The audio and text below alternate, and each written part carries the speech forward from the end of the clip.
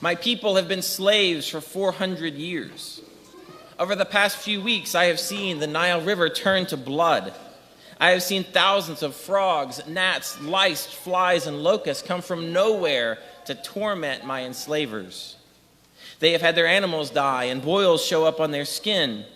Fire and brimstone literally rained from the sky. Then the sky went black for 3 days.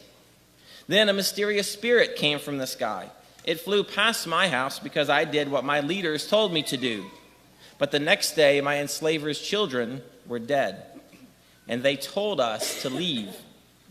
I didn't know how we would find our way through the desert, but I kid you not, a pillar of fire came out of the sky and lit our way for us to follow. When we got to the sea, I didn't know how we would cross, but the water split in two, and we walked right through the middle. When the water crashed back behind me, I knew I was finally free, and then I'm thirsty. Are we there yet? Oh, after all that God had done to save us, to save the Hebrew people, they were concerned about being thirsty. Sure, God can free slaves, cause plagues, and part seas, but can he do the really important things like make sure I'm not uncomfortable? After all that has happened, we still see this crucial question in the text today. Is the Lord in our midst or not? The apostles were hungry. They left Jesus behind to go get some food. They completely missed Jesus' exchange with the woman at the well, but come back in time to hear Jesus say, I have food of which you do not know. We have the privilege to know that Jesus means that his Father will sustain him, but the apostles have their typical apostle reaction. Did somebody bring him something to eat? We can feel a sense of a tone of, why didn't they give us some food too? It's one of those times we want to scream at the apostles. Do you realize the Lord is in your midst or not? We see the Israelites and we see the apostles, and we can easily think, of course the Lord is in your midst. Look at what just happened. The psalm today warned us to be wary of hardening our hearts, and it is easy to see that this is good advice for them. But what about us? Are our hearts hardened to the Lord?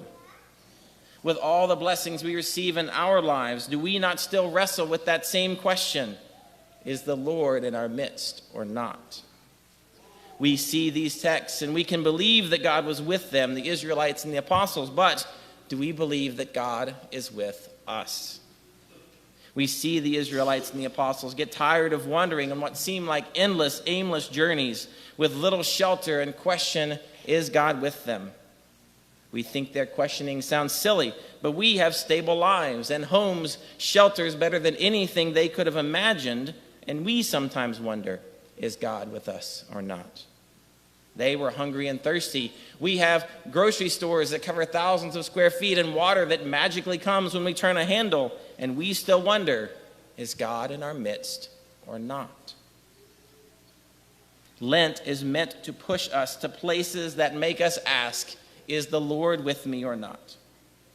When we are in the midst of challenges, tough times, and then we realize that God is with us, that is where our lives change.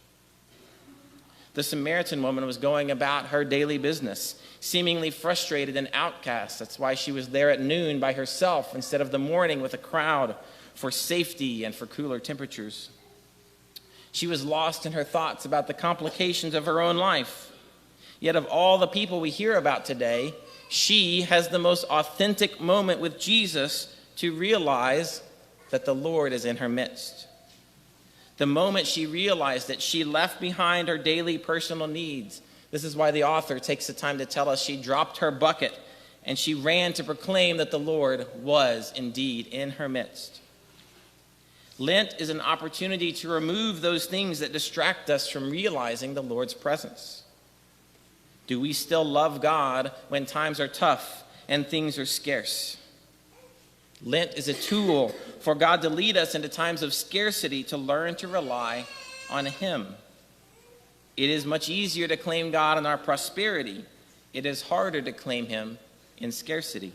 And when we face those tough times, do we believe he is in our midst, like the Samaritan woman, or not, like the Israelites? She left behind her bucket. If you had asked her before meeting Jesus, she would have told you that she could not live without that bucket. How could she? She would have no water. Now, after meeting Jesus, she runs off and leaves it behind. Can you live without the thing you gave up for Lent? If the answer is yes, no problem. Consider adding something to your practice of Lent that might push you beyond your perceived limit.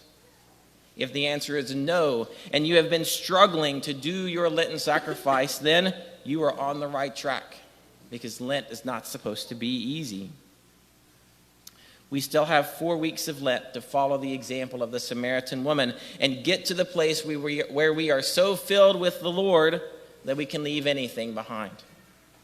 This is a key part of Lent, of going out into the wilderness, of giving things up. We all have a sense that there is something more we need in our lives. We try to fill it up with all kinds of things that bring us pleasure, yet we still don't feel full. Only in God will we ever feel full. And only when we empty ourselves of those things that we don't actually need and realize we don't actually need them, can we fully open ourselves to God as He desires for us. Because God does not just want pieces of us. God wants to fill every bit of us. Is God in our midst or not? He is not in the Diet Coke that we gave up. He is in the confessional. He is not in the chocolate, but He is on this altar. He is not on our social media, but He is in this monstrance. He is not in the fast food, but He is in our families. Is God in our midst or not? He is. And we will know He is if we let this Lent soften our hearts of stone to be filled with living water. He is. And with Him, we will never thirst again.